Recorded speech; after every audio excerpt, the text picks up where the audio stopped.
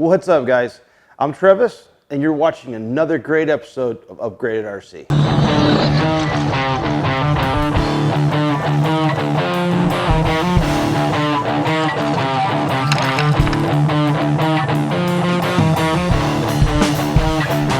Come on!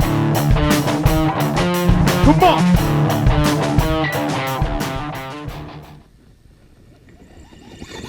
Welcome back, everyone. In today's video, we're going to be discussing the Furitek app made by Furitek.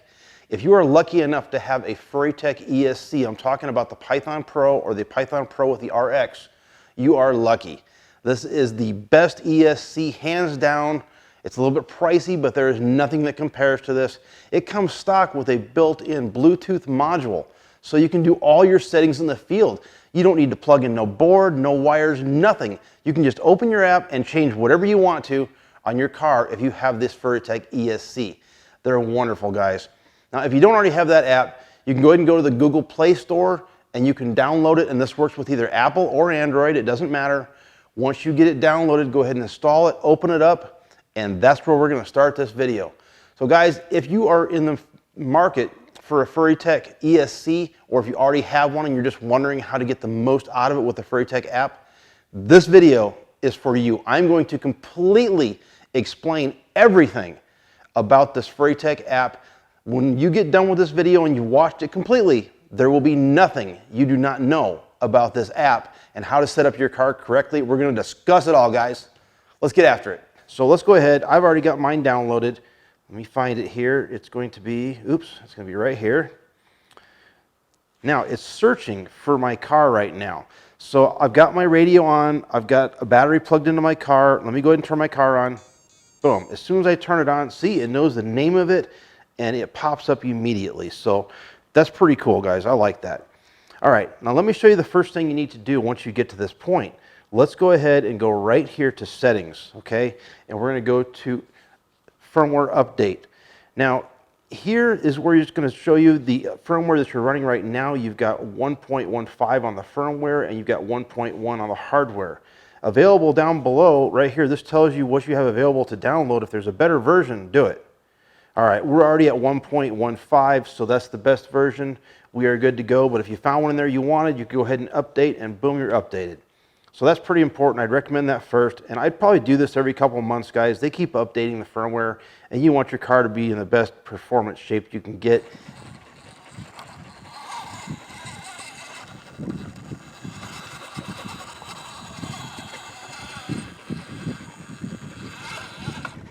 Now, let's go ahead and go over here. The next thing I think is very important is right here. Let's go ahead and go to your throttle, and right here it says calibrate. So we're going to go ahead and calibrate the throttle. Now, especially if you have a different radio you're trying to run and bind to this ESC or anything else you're trying to do. And every now and then I'd say it's just important, especially if you do a lot of settings, go ahead and just calibrate your ESC. It's easy. It's not big, no big deal. So right here you've got 0 setting, you notice. And by the way, when you do this, go ahead and turn your car upside down on its lid so it doesn't go racing off the bench on you. But you want to be at 0. Go ahead and mess with your trigger here and get it back to 0 wherever it's at. Sometimes it sticks at 1. Now, if you have a different radio, this might be a little bit more touchy than what's here, but find 0 and then go ahead and hit calibrate. It's going to ask if you want to calibrate. You say yes. You hear some beeps and stuff. Okay, now it's going to tell you to set your speed to 0. So at 0 speed, basically your radio is just sitting there. Don't do anything to it at all. Just leave the trigger alone at 0. Okay. Now you can go ahead and hit OK. Next it's going to ask you for the max settings. So pull your trigger so that you're going in the forward position to max throttle, which should be either 100 or 99, whichever one your radio is going to do, and then hit OK. All right, you can let off. It goes back to 0. Now do the same thing for the brake. Full brake, 100%, hit OK. Got it. You can let off. Now, do you want to calibrate this? Do you want to save it? I'm sorry, do you want to save your calibration here? We're going to hit yes. Okay, and then it was successful. So go ahead and save it again. Now you're done. Okay, so now we have our throttle calibrated here to this radio and this ESC, so they're working together correctly. All right, let's go down here. So next, you'll notice we've got a neutral forward position here. Now, this is basically your band. so that you're trying to figure out how far you want to pull your trigger before the throttle engages. So it's kind of like a play, guys, just like with anything else. If you had let's say a motorcycle, you know, I work on motorcycles a lot, but if you have a motorcycle and you go to twist the throttle, you've got just a little bit of play right there so that it's not on immediately and you're not just taking off, you know. This is the same thing. You've got different settings here. You can go all the way down to wide or super wide if you want to. Now that's really pulling that trigger quite a bit before anything engages and you actually start moving forward. I'm more of a performance orientated guy. I'm going to go with the narrow so that there is a lot shorter pull before the throttle engages. Now next we're going to punch. This is the amount of power that you're giving to the ESC in a certain amount of time. So basically, the more that you go up on power here, and you can go all the way up to 10. Now that's max. If you go ahead and pull that, you're going to get the max amount of power delivered to your car in the shortest amount of time. Now, people think that's pretty cool and all, but remember, the coolest thing about this Furitek app, all of this, is that you've got an FOC technology, okay? Field-orientated control. So basically, depending on where your FOC is, which I'll explain here in a minute, once it comes out of FOC, then it goes into full speed or high speed mode. And if you have this up a lot under punch, you're going to really notice it when you come out of FOC. It's going to be violent, and there could be a lot of cogging if you're trying to still go slow. I would recommend that you take this back down to 1 or 2 if you're crawling. Now I like to keep mine on 2 because I like just a little bit of punch. If I get to an obstacle I can't get over, I'll pull the trigger and punch it and it'll jump right over it. And I believe that 2 is pretty darn good. Sometimes I'll go to 3. If you want a really, really smooth transition between FOC and high speed, then you do 1.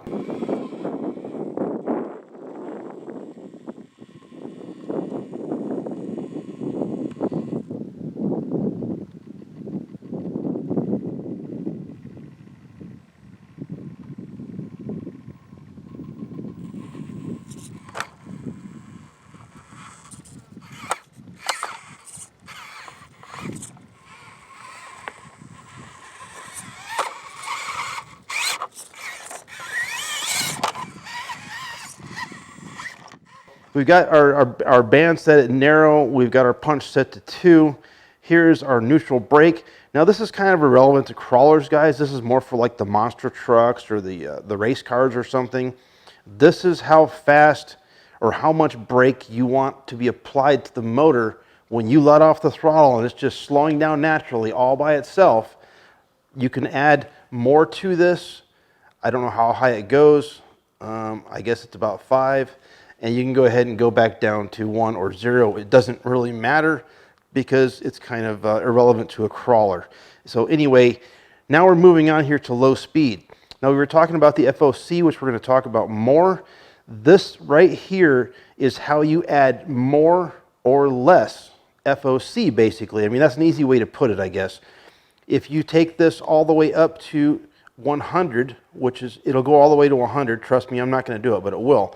Now you've got a large band there for your low. So you'd be able to go a lot further. I think you can go all the way to like 80 or 85% of your throttle, your trigger, before you actually come out of FAC. So if you're doing some extreme, really slow crawling, that might be great. Just remember, when you come out of FOC, you're going to have a pretty violent setup here for your high speed unless you adjust all the points on your throttle. So let's go ahead and get out of that now.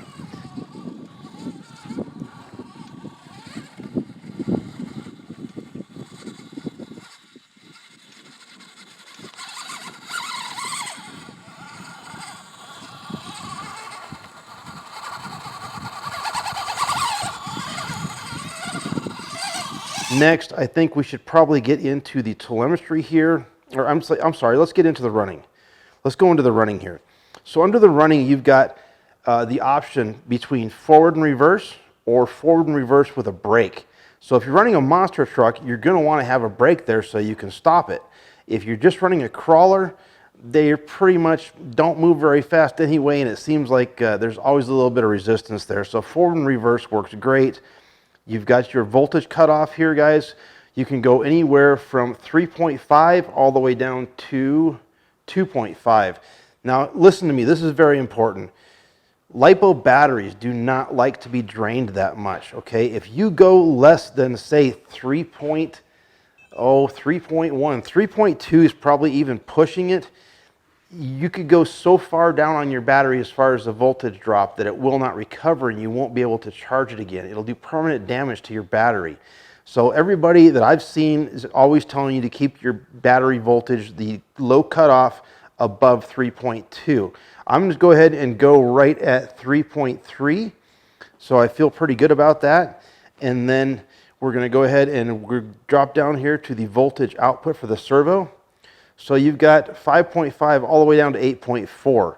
So if you're running a high voltage servo, and make sure you are or you'll overload it, you can go ahead and you can select 8.4 or 7.4. Other than that, the servo that it comes stock with and all the rest of the servos, you can choose 5.5. You can just do this if you want to as well. Remember, if you're drawing more voltage for the servo, you're going to have less voltage for the motor. So it's kind of a teeter-totter effect there, guys. If you have bigger batteries with more power or more batteries, don't hesitate to run the 8.4 for your servo. It's going to give it a lot more torque and a lot more speed. Okay, moving on down here, we've got the rotation of the motor here. And guys, this is where I came. Remember when I told you I first started it up and I bound to it and I said, oh, it's going in reverse when I pull forward. All you do is go here and you pick the other one. Whichever one you're on, if it's counterclockwise or clockwise, go to the other one and you'll be good to go. Now we've got our, right here, this is the startup power. And this is how much power do you want to have upon startup. Okay, there is something here to know. If you're running a different motor that will not accept this much power or that needs more power and you have this setting either too high or too low, you could do damage to that motor. I think it's important that you know what you're doing there. If you're going to go ahead and try to ramp it up to a very high amount of power for startup and you have a motor that won't take that, you could fry it. Or if you have it too low, you'll hear the power trying to give power to your motor, but your motor's not actually turning, you're going to burn it up there too. I would recommend just leaving it on normal unless you know what you're doing. Now we've got max forward here. Obviously that's the maximum amount of forward that you want to go. If you give this to one of your little kids and you want them to play with it or something, you can take it down as far as you want to go, all the way down to 0, and then it doesn't have the max forward speed, so it'll be a lot slower. You've also got max reverse here. Now guys, I don't like my reverse to be at 100. If I have to back up on a course for some reason and I got it set to 100, you know what? It's going to really back up and there's a good chance I'm going to take myself right off the course. So we'll go ahead and go to 50 there so I've got some control. Now the max brake, this is something that really doesn't pertain to crawlers either. This is like for the monster trucks and stuff. If you've got your forward reverse setting up here in forward, reverse, and brake, then this is how much brake would be applied when you first go forward. It's kind of irrelevant to us, so it doesn't matter. Just leave it wherever it's at. Drag brake. Now, a lot of guys like to have 100% drag brake for crawling. Okay, that way, if you're on a hill and you let off the throttle, it's just going to sit there and not come down. Now, I believe that that's just a little bit too much. Sometimes you're in circumstances where it's very steep and you want to go ahead and have 100% drag brake. And guys, that's what's so cool about this, because you can change this right out in the field. It's not necessary to have to plug in a board or anything else. You can just go to this and boom, go 100% drag brake and you're good to go. I like 20 just because I know when the drag brake is active, it's putting resistance against your motor in the opposite direction you were just going, and it's causing your motor probably a little bit of stress and maybe to wear out a little bit sooner. So I don't like to have my drag brake on full all the time. I like to keep it about 20 or 30. If I need more, like I said, I'll just turn it up.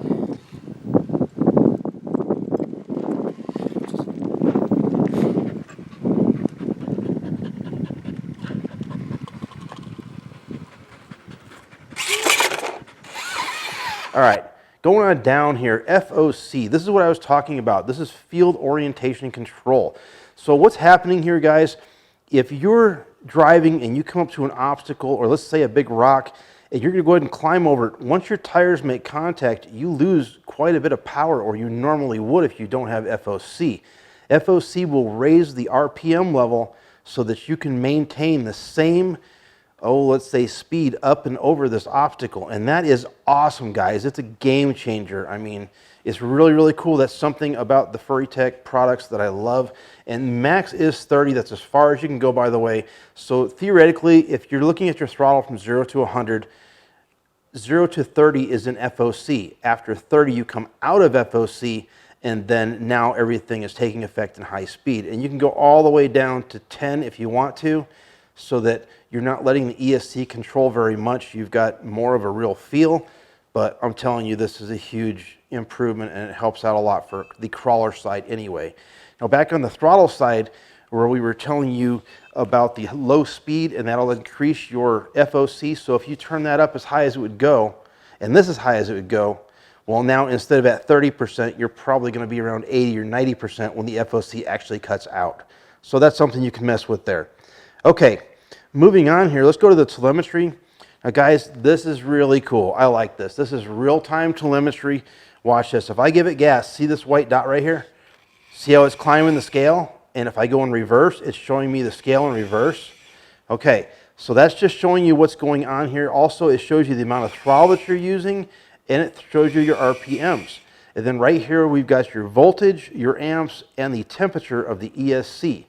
Now, you can go ahead and you can move this over here, and you could see what your throttle power curve actually is, where it's setting right now. You can also go over one more, and this is live time data, guys. Watch this. I got the throttle on forward. See what it's doing? It's showing me the difference between the throttle and the RPM here. So we know what that difference is, so we can really dial it in and tune it up great. That is just amazing. Now, let's move down to throttle curve. And I'm going to show you how you can change that throttle we were talking about. So say you want to change, let's just say you want to change this one right here. Well, as soon as you touch on it, it pops up, and there you go. You can see what these settings are. You can go up or down as far as the throttle goes, which the throttle is running left to right, and then the power is running up to down. So you can see the changes as I watch this here. See the changes? See me moving that all over there now? See how easy that was? Super simple, guys. You can change that however you want. And if you don't like it, you just hit that button right there that says reset, and everything goes back to reset. So this is your throttle page under the throttle curve. If you go this side, this is your reverse. So you can set reverse up separately too, either way. Now, if you want to do both at the same time, just do that. Now, throttle and reverse are going to be symmetrical, and that's the easiest way to really do it, guys. And once again, if you get in a problem, just hit reset and it's all gone. Okay. Now the last thing on here, let's go ahead and go down to battery. Now this is showing that we have 7.2 volts right here, and our current is 0 for amps, and our power is 0 right now. So if I go ahead and gas this here, see how our current is coming up and our power is coming up. So that's basically what's going on there. This is your voltage correction factor. A lot of people don't explain this to you. Nobody knows what's going on here. I would like to say one thing about it.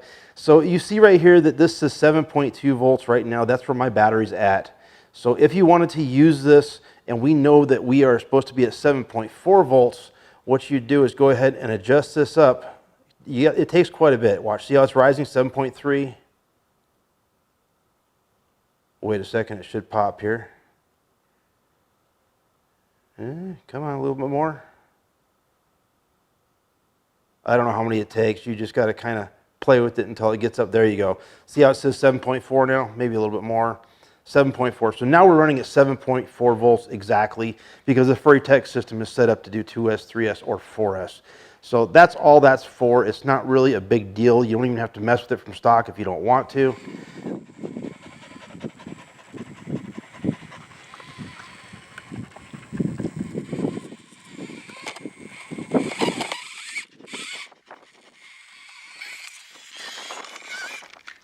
Okay guys, so now we're going to go back to our settings over here, and you could have done this earlier, I guess. That's just kind of up to you, whatever you wanted to do. Let's see, here we go. Okay, so we did our update on the firmware here. Next will be your password. That's what I was talking about. You could change your password if you wanted to. Make sure you have a strong password. And then this is your car type here. It only offers either monster truck or crawler in this particular application. So we're on a crawler here, and make sure you get that correct because it does affect the way that your ESC processes. Now here we go, we got the motor type. Obviously we're running brushless right now. If you were running brushed, there is an option for it. You can go ahead and take care of that. And then motor, there's a bunch of different motors available. I think when this comes to you, it may or may not be set on micro Komodo or mini Komodo, but ours is the Venom, so that's where we're at. I've also got a couple cedars, and that changes everything too. So make sure you've got that right to get the best performance out of that particular motor.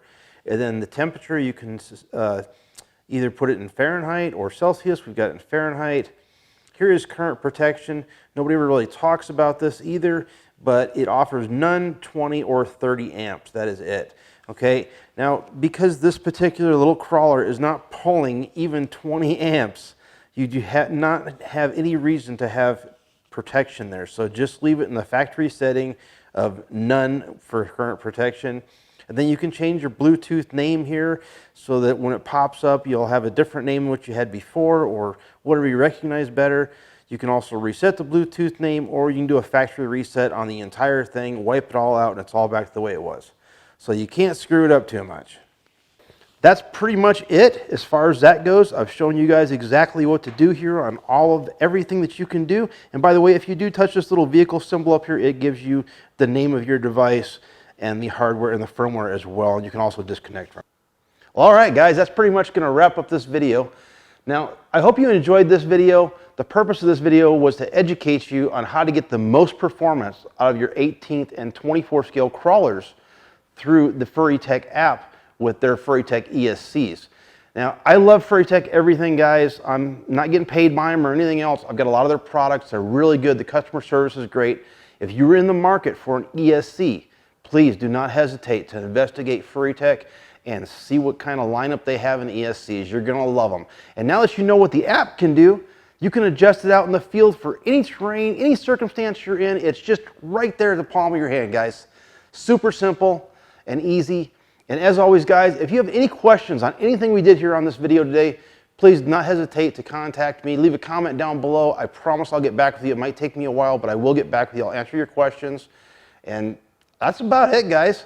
As always, I want you guys to go out there and play and bash and crash and crawl and have lots of fun, because that's what life is all about. And I'll tell you what, these sure do help. Guys, I'm Travis. You're watching Upgraded RC. Peace out!